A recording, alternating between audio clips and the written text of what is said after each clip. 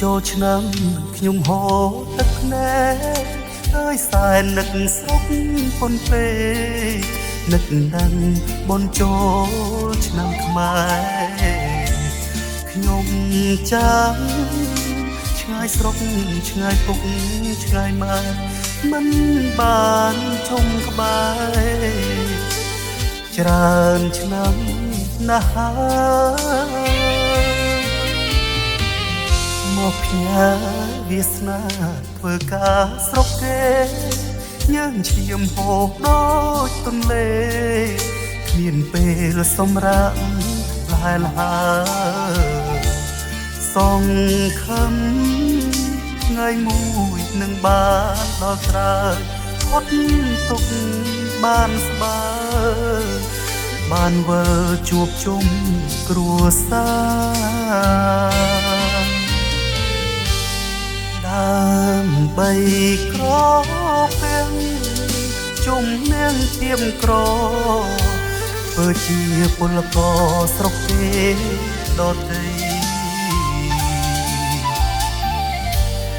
ញហោដោបាកាយមិនតវ៉ាលំបាកយ៉ាងណាក៏មិនរុញរីចូលឆ្នាំនេះខកខានទៀតហើយសូមទោសពុកអើយម៉ែអើយធ្វើឲ្យរូបលោកកំព្រីឆ្នាំថ្មីសូមលោកទាំងពីរសុខរងចាំវេលាកូនបានត្រឡប់ជួបជុំ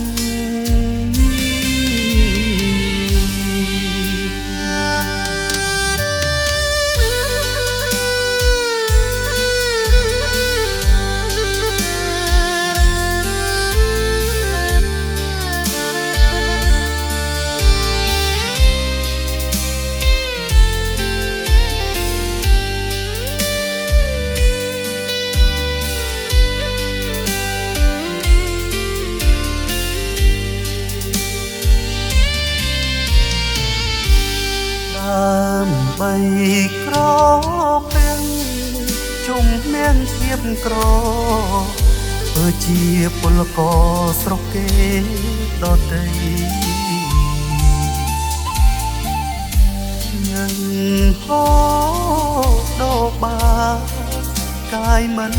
តវ៉ាលំបាកយ៉ាងណាក៏មិនរុញរីចូលឆ្នាំនេះខកខានទៀតហើយសូមទោសពុកអើយម៉ែអើយធ្វើឲ្យរូបលោកកំព្រីឆ្នាំថ្មីសូមលោកទាំងពីរសុខជាតិរងចាំវេលាកូនបានត្រឡប់ជួបជុំ